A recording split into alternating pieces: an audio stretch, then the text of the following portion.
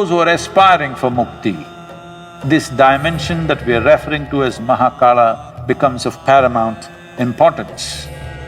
The Mahakala temple, it will shake you from the root of your existence. Is a god who should not be named, because to name him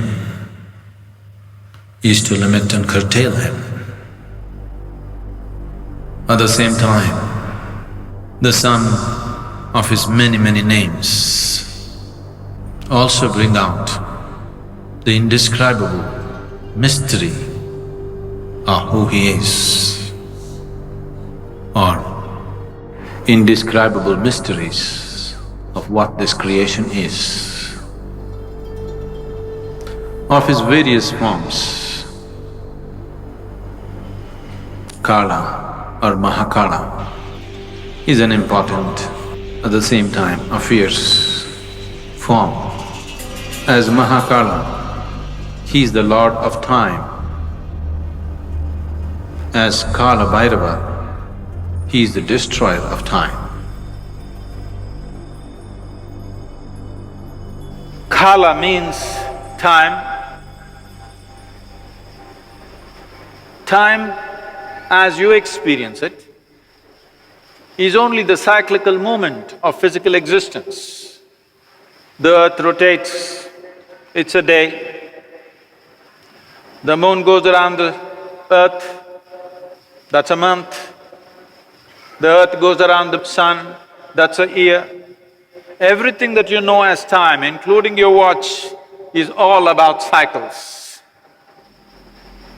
Everything that's physical is cyclical in nature.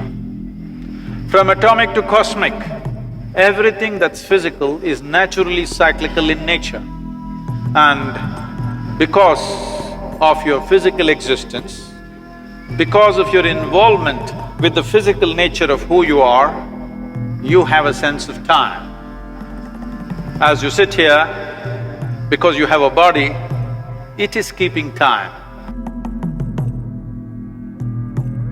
If you become free from the cyclical moment of life, then we say you are in mukti or absolute liberation. So those who are aspiring for mukti, those who are seeking absolute liberation, for them this dimension that we are referring to as Mahakala becomes of paramount importance.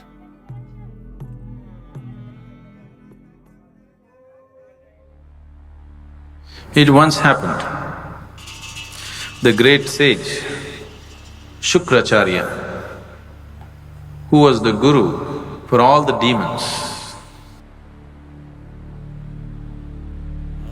did a tremendous span of austerities in worship of Shiva. And Shiva had to appear.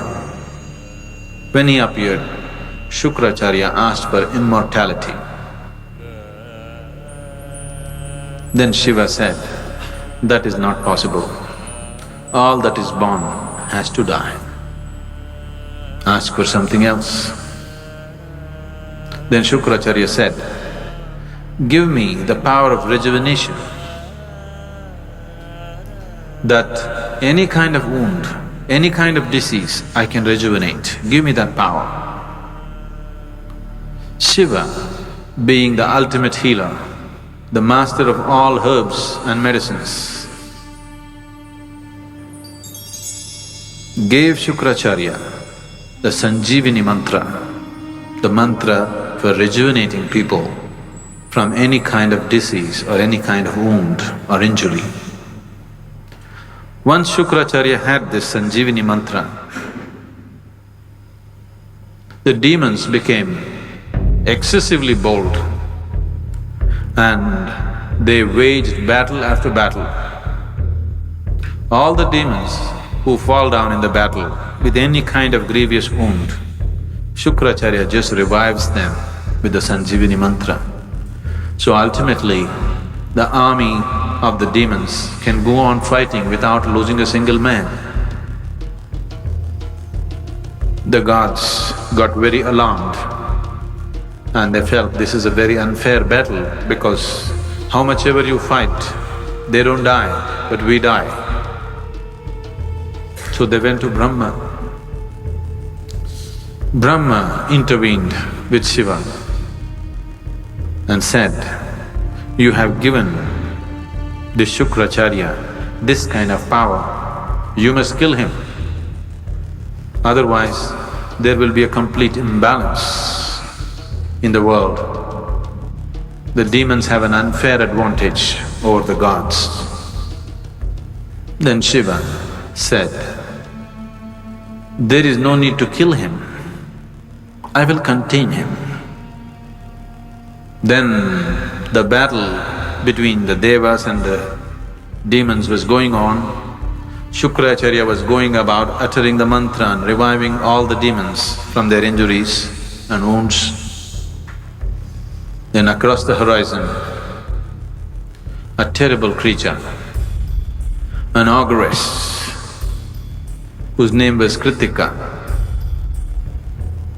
came in a hideous form. She was one of the Shiva Ganas.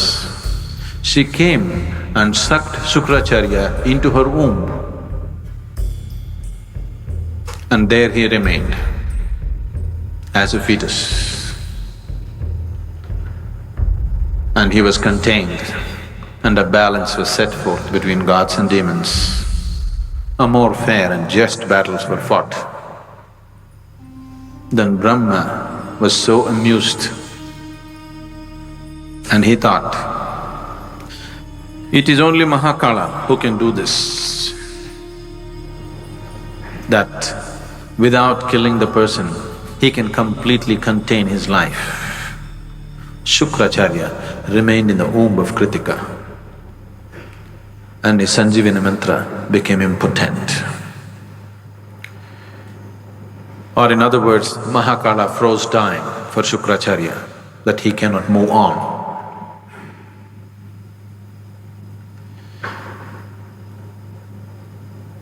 When we talk about transcendence,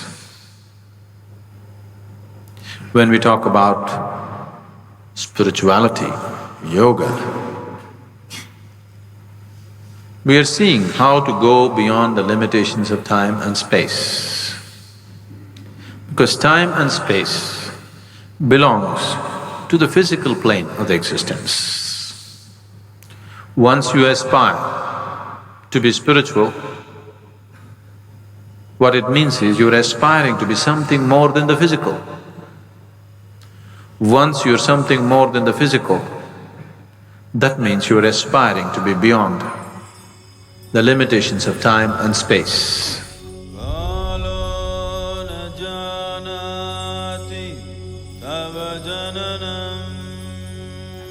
The Mahakala temple, the linga that is consecrated there, is of phenomenal nature. It will shake you from the root of your existence. It is really an incredible consecration. It is just done for this purpose, that in some way it dissolves you. One must be ready to go into this temple properly because it's of a tremendous power and it is not for the faint-hearted. It shakes you from inside.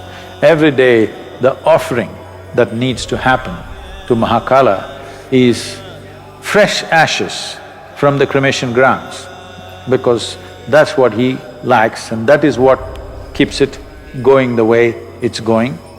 Unfortunately, I heard that we've been getting so bloody civilized.